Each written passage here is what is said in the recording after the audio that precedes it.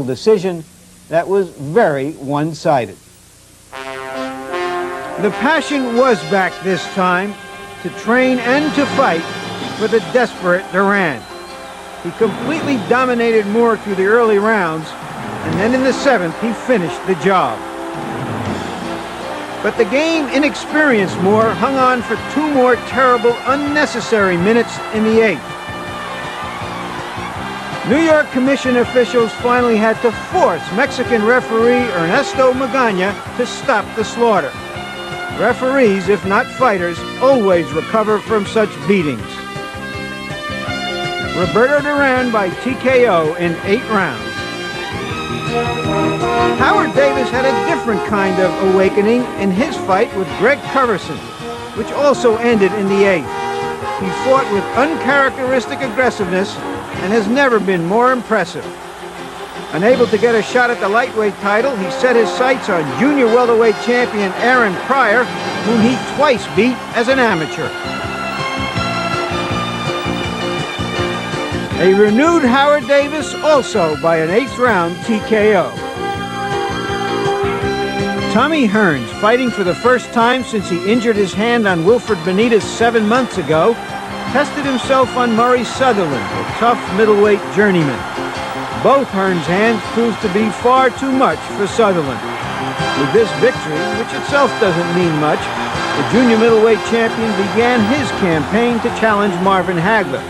He'll need 2 or 3 wins over rated middleweights to certify that challenge. Now for our contenders, pretenders, and prospects. Joe Frazier's son Marvis, unbeaten in 10 fights, proved to be all 3 when he duplicated his father's victory over old Joe Bugner.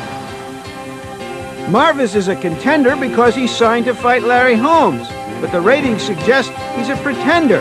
He hasn't beaten a ranked fighter. He isn't ranked in the top 10.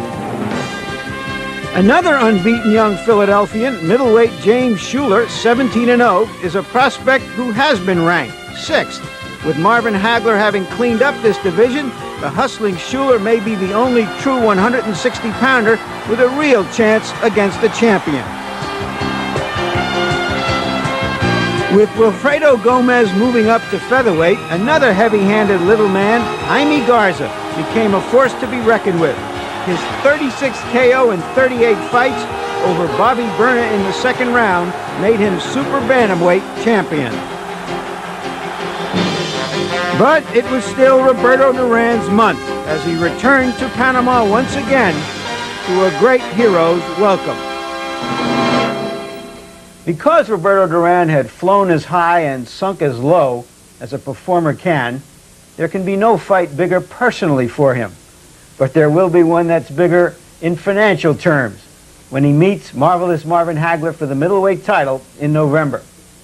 And our newsmaker interview just happens to be Marvelous Marvin Hagler. Marvin, welcome to Inside Boxing. And the question first about an oddity. When fighters have dominated the divisions the way you have, they usually have to go up in weight in order to find competition in big purses. You're starting to fight smaller fighters. It seems that way, Larry, but you know, these guys here, hey, they all like the challenge, and I believe that with me being the champion that I am, I'm giving these guys the biggest break of their life. Roberto Duran beat an over-the-hill Pepino Cuevas and under-the-hill, inexperienced Davey Moore. Does that really qualify him to fight Marvin Hagler? Well, I believe that it's going to be 2 legends. I believe that I'm going to be a legend, and Duran is a legend, and there could be no other better fight to make history than this fight here, I believe. I feel as though that I'm going to hurt Duran in that fight because he's never been knocked out, and I believe that will be my goal in that fight. Speaking of big fights, how much are you actually guaranteed for that fight? Well, $5 million is supposed to be guaranteed, but also with television rights and everything, it should maybe get close to $10 million, hopefully. Another fighter who wants to challenge you is Wilfred Benitez. He beat Duran. Now he's fighting Mustafa Hamsho, who gave you the toughest fight as a middleweight champion. What do you think of their fight that's upcoming? I think it's going to be a very tough fight. Benitez, especially if he lays on the rope, Hamsho would love that. And I think that would be the biggest mistake that Wilfredo could make. Thank you so much, Marvelous Marvin, for appearing with us. But Duran's got to go. That remains to be seen, and that also brings us to Barry Tompkins' cover story on the bitter feud between promoters Don King and Bob Arum. A feud that seems more even now that Arum has, with his brilliant matchmaking, resurrected Duran and himself. Barry, is there a tale of tape on this one? Well, in fact, Larry, there really is. What you have here is two super heavyweights, each with years of experience, each with a winning record, each with a very long reach. Both men have been knocked down. Neither man has ever been knocked down for the count, however. And yet, with all the verbal and contractual infighting that these two have done, because of the competition between them, the biggest winners of all are not Bob Arum or Don King, but their product, the fighters. King is a very clever guy. He does a lot of things that I wouldn't do, but nobody says that he is a stupid person.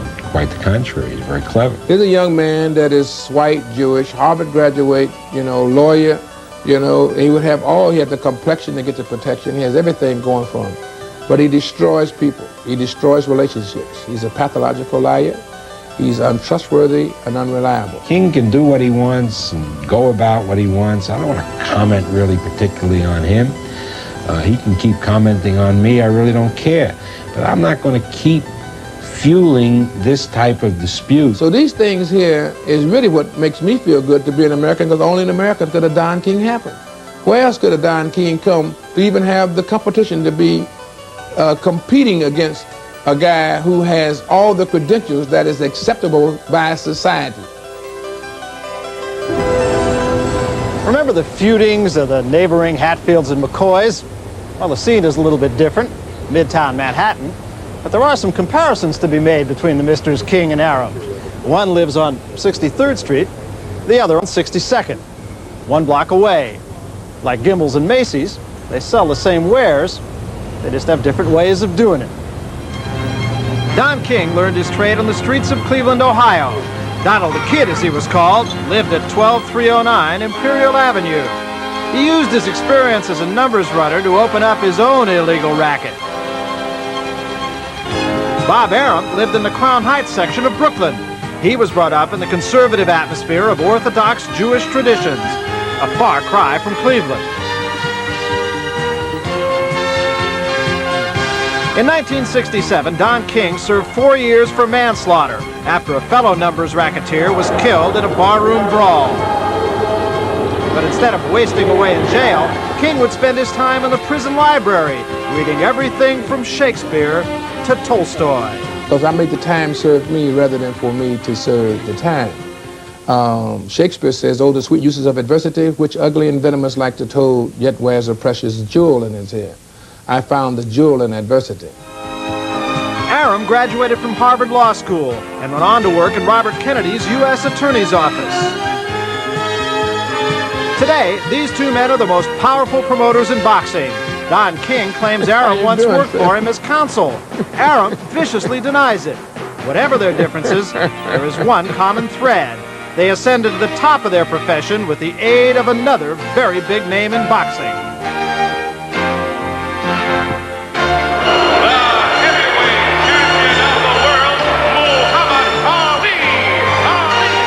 Don King met Ali in 1972, and by 1975 he had promoted 8 of his most memorable fights. But this was a metamorphosis of life for me. It was a growing process. Ali then took off and he went to my arch rival. Bob Arum promoted most of Ali's fights in his later years. There was no boxing business. It was a Muhammad Ali business. The boxing business, as we know it today, did not start to evolve until '76 with that great Olympic team, which attracted people to the fact that there were interesting fighters out there who weren't heavyweights. Ironically, Sugar Ray Leonard was involved when these two came together in the co-promotion of the first Duran fight. With my good friend Don King of Don King Productions, Inc. Don? The love affair was very short. The bitterness is back. Don King is apparently under investigation by the FBI and other agencies looking into some questionable business practices which are pervading professional boxing. Accusations are beginning to mount. How you doing, man? Good, great. How you doing, partner? My pleasure. How you doing? Right on. How you doing? Good. Real nice to meet you. The best information that I have from, I think, fairly reliable sources is that there are major criminal investigations pending. He don't need no mafia. You know what I mean? He's using the FBI for his arm, the police department, the prosecution for his arm. He is using his complexion and his background to manipulate the institutions of government. Many people have tried this. You know, few have succeeded. I can assure you, Barry, that I don't know what this investigation is about. I have heard that it centers on King. I don't know what it's about. I've had no part to play in it. I haven't talked to a federal official or agent about King in over 2 years. But Bob Arum did open up in a very candid interview in Ring magazine. You have to give him money. Anything you want done in the WBA, you have to pay off Cordero. To get Mancini a title shot, we had to pay Pepe Cordero hundreds of thousands of dollars. What they're investigating me for is the rumors of bribery, corruption, vitiation of officials. He said he's admitted it. I am a briber. I am a corrupter. And I have paid hundreds of thousands of dollars to a bag man named Pepe Cordero. I have paid $250,000 to get Boom Boom Mancini a fight. These are his words. These are Bob Arum's words, and no one won't bother him. The WBC President Suleiman is totally in King's pocket. King owns Suleiman. The WBA is run and controlled by Pepe Cordero, who's a promoter from Puerto Rico. Both organizations are corrupt, dishonest, and should have no control over boxing, which is essentially an American sport. Now you done ran with the hares and he's hunting with the hounds. You know what I mean? This guy is unbelievable. Unbelievable. Bob Arum on Don King. We're competitors. We keep our relationship on a non-personal basis. Don King on Bob Arum. My greatest foe and nemesis, a man completely devoid of principle and character. Two people with widely circuitous means to the very same end. The question that remains, what is that end? For Bob Arum or Don King, for the sport of boxing itself? Well, after spending time with both Don King and Bob Arum, it is interesting to me that for all their philosophical differences, they really are birds of a feather. Now, there is new fuel to add to the fire. That all came about when Larry Holmes, long the centerpiece of the Don King stable, saw greener pastures, and he signed for a fight in September with Marvis Frazier. While Bob Arum was not directly involved in all of that, it still puts the onus right back on Don King. What are you going to do about it? And Larry, people now in boxing circles are starting to think that perhaps that could set a rather dangerous precedent, the fact of one fighter who's been with one person for so long just skipping out on him for a better offer. Particularly when he has a contract. But my best guess is that Holmes regards Frazier as a soft touch for $3 million and that he could resolve his differences with King by coming back and fighting Page for another $3 million. There's a vaguely similar scenario in the WBC junior lightweight division where Bobby Chacon already has been stripped of his title, also for refusing to honor a contract with King.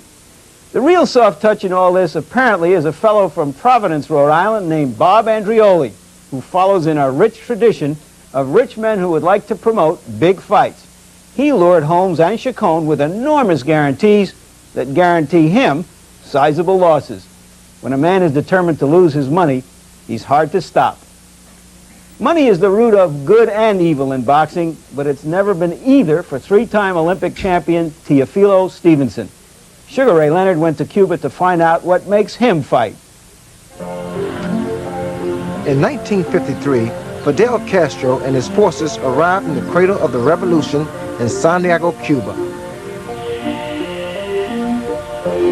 They retreated to a farmhouse in the mountains, stockpiling weapons, getting ready to strike. Castro and his 100 men hid here for several nights. And then they attacked the Moncada garrison. Only 24 of Castro's men survived the massacre. It was described as an almost perfect disaster for Fidel's forces. But 6 years later, in 1959, Castro's rebel overthrew the Batista government, and that revolution had far-reaching effects around the world. Cuba turned to communism. Today, the people exist to serve their government. Progress has been slow. But the Cuban people are committed to this new way of life. There were many social changes after the revolution. One was the abolition of professional sports. Boxing was no exception. So it's with this backdrop that the most prominent amateur fighter in the world, Teofilo Stevenson, emerged into the boxing scene. Teofilo, they abolished professional boxing in Cuba. And you once said when they were professional boxers, they were treated like merchandise. What do you mean by that?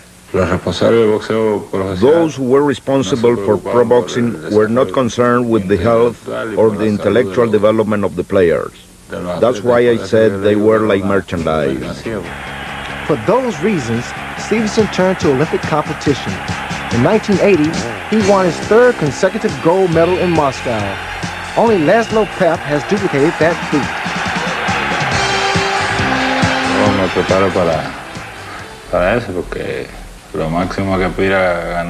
I prepare myself for that which is the maximum honor for an athlete to have. That is to break records for gold medals at the Olympics. I know there are only two of us who have won 3 gold medals at the Olympic stage, and if I win the 4th, I'll be the only one to have ever done that. But while Stevenson continues to collect gold medals, Americans can only dream of what might have been. Did you ever want to fight Muhammad Ali or Larry Holmes? I would have liked to have competed against boxers like them because they are of very high quality. That's why I would have liked to have competed with them, but under the rules of amateur boxing only. Those are rules that look out for the athlete. He fights to represent the Cuban way of life. And yes, it is hard to judge those who live in a communist country. But I do respect Teofilo Stevenson, not only for what he has done in the boxing ring, but also for what he has accomplished in his homeland. He stands as a political symbol of Cuban strength. The people worship Teofilo Stevenson and look up to him with a fierce national pride.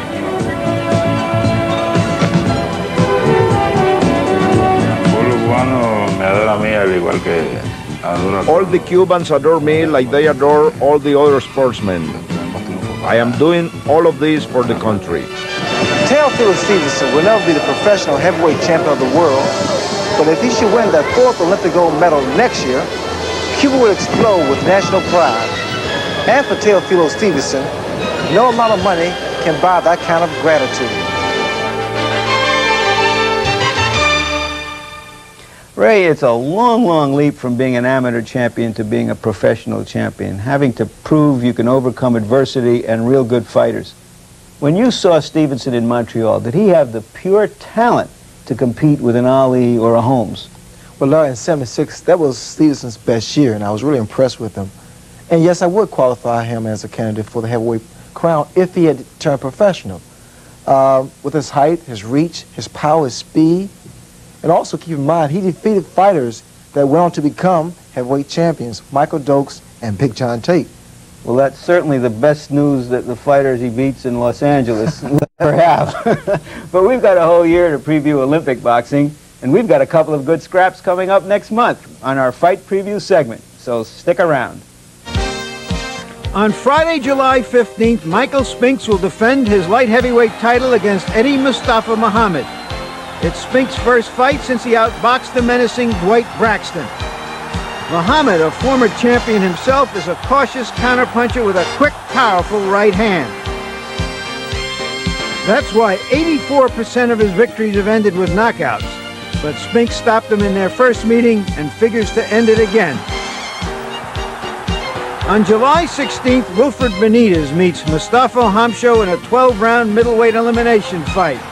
A victory for the defensive genius of Benitez would earn him a shot at Marvin Hagler. But can he deal with a strong, persistent middleweight like Hamsho? Benitez has youth and experience on his side. More important, his quickness and his history of rising to new challenges.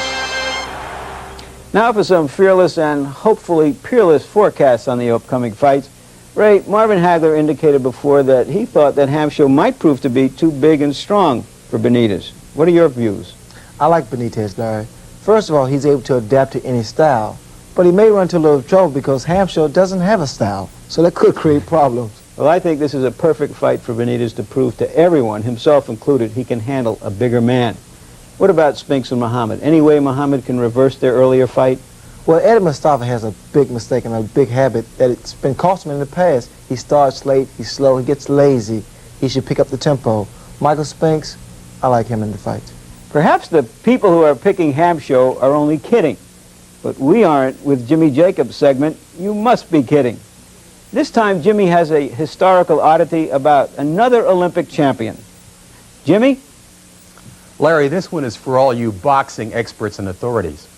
In our library of over 16,000 fight films, I have never seen an incident like this occur before or since. It's quite incredible.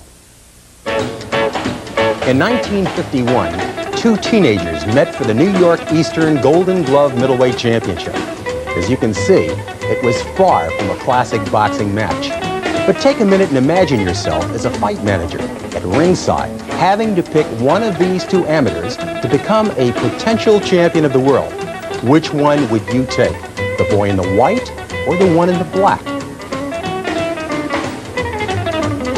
If you chose the youngster in white trunks, you're going to make very little money. If you chose the lad in black trunks, standing on his head, you would have gone on to participate in $7.5 million of ring earnings. While he stood on his head at the age of 16 when he was a Golden Glove novice, he later stood the boxing world on its ear when at the tender age of 21, he became the youngest man ever to win the World Heavyweight Championship, Floyd Patterson. He was the first heavyweight champion to recapture the title. Patterson was a devastating puncher with some of the fiercest knockouts in the history of the sport. In his 5 years as heavyweight champion, Floyd successfully defended his crown 6 times before losing it to Sonny Liston in 1962. So if you pick Floyd Patterson in black trunks, congratulations. Today, at the age of 48, New York Boxing Commissioner Floyd Patterson is a heavyweight champion amongst people, crusading tirelessly in front of congressional committees for better and more comprehensive safety in the sport of boxing.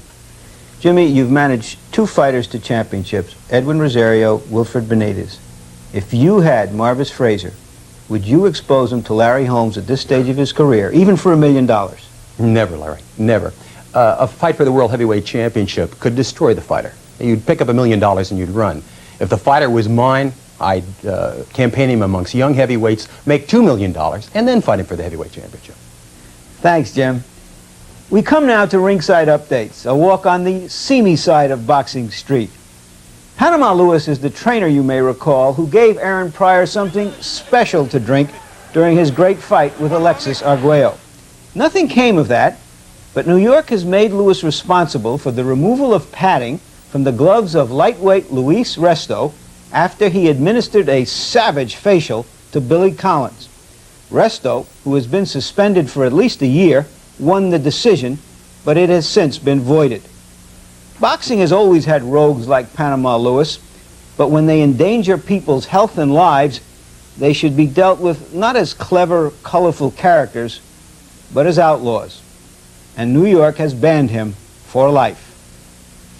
Next month, our cover story will be on Marvis Frazier. We'll take a look at this young man's preparations for heavyweight champion Larry Holmes and his personal and business relationship with his father, Joe Frazier. Ray Leonard will visit Ray Mancini and give us an in-depth analysis of his very rugged training habits. Be sure to join us as well for Michael Spink's defense of his undisputed light heavyweight championship with Eddie Mustafa Muhammad, Friday, July 15th at 9 p.m. Eastern Time. Thanks for joining us again. Good night. Sweat and tears, winning or losing, you put in the years. You reach for the sun to be number one with your sweat and tears.